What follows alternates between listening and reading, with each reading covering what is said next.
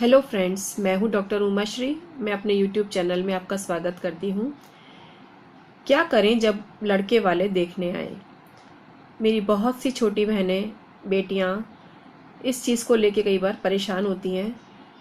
एक time life में ऐसा आता है जब लड़के वाले देखने आते हैं और विवाह की बातचीत की जाती है।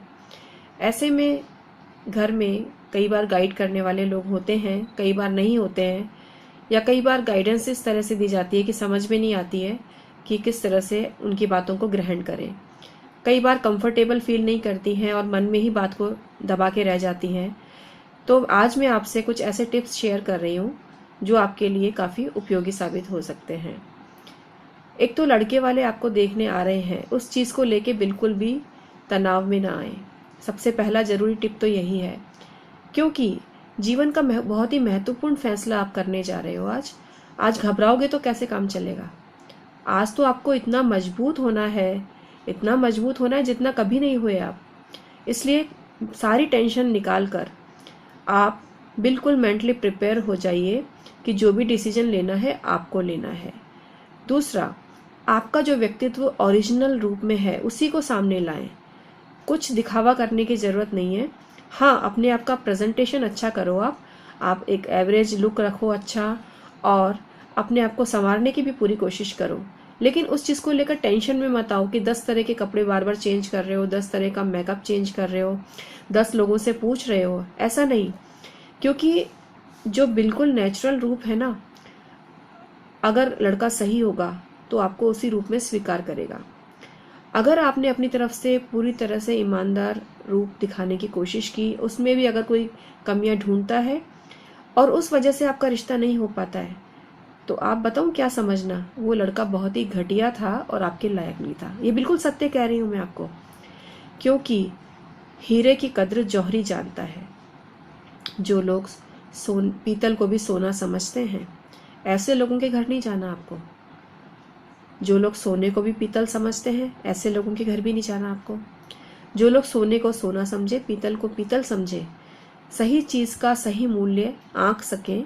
मूल्य आंकने से यहाँ मतलब है गुणों का मूल्यांकन कर सकें। ऐसे घर में ही आप स्थायित्व पा सकेंगे और स्थायी रूप से रह सकेंगे। नहीं तो ऐसे व्यक्तियों के बारे में आपको सेम डे ही ट्रेलर देखने को मिल जाएगा कि वो लोग कैसे हैं, और बहुत बड़ा इशू बने। उससे अच्छा है बहुत सस्ते में जान छूटी। एक शब्द इसके लिए यही उपयुक्त है। तो आप बिल्कुल सहज रूप से बने रहिए, और बिल्कुल कोई घर में जो नेचुरल एक घर में साफ सफाई होती है उस तरह से आप साफ सफाई रखिए।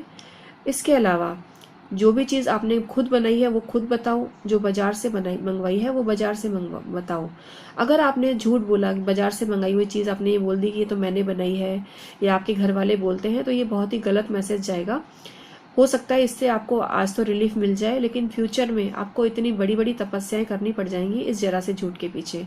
तो जो भी है आप सच बोलो और पूरी बात आप क्लियर करो। हर चीज़ में क्लियरिटी जरूरी है। इस चीज़ का आप बिल्कुल ध्यान रखो, और जो आप पे फपता है वो वस्त्र आप पहनो। घर में एक बिल्कुल कंफर्टेबल माहौल रखो।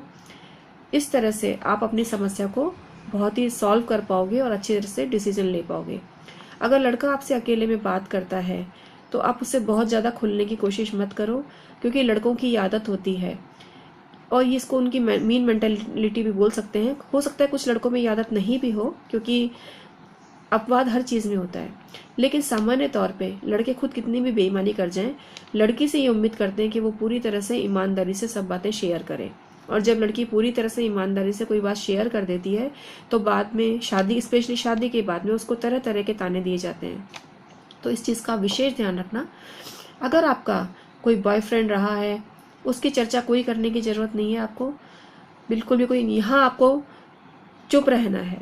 मैं आपको झूठ बोलना नहीं सिखा रही, लेकिन इस चीज़ से, क्योंकि अगर आपका कोई बॉयफ्रेंड रहा है तो आप ये मान के चलना उस रिश्ते में कहीं ना कहीं खटास अवश्य ही आएगी। तो ये तो आपको या तो बॉयफ्रेंड बनाने से पहले सोचना चाहिए था। अब आपने बना ही लिया है, बॉयफ्रेंड कोई और है, शादी आप कहीं और करने जा रहे हो, तो ये झूठ तो आपको बोलना ही पड़ेगा।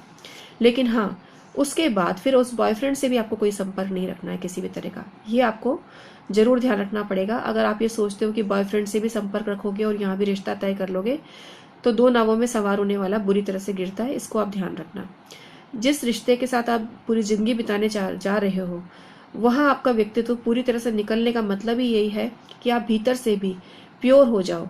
और ठीक है, आपने बॉयफ्रेंड वाली बात आपने नहीं बताई, लड़कों की भी कई गर्लफ्रेंड होती है, वो भी नहीं बताते, लेकिन जब आप उस व्यक्ति से जुड़ते हो तो वो आप रिश्ता पूरी ईमानदारी के साथ निभाओ और सारी बातें आप क्लियर करो, तभी आपका रिश्ता निभ पाएगा और बहुत अच्छा जीवन साथी आपको मिल पाएगा।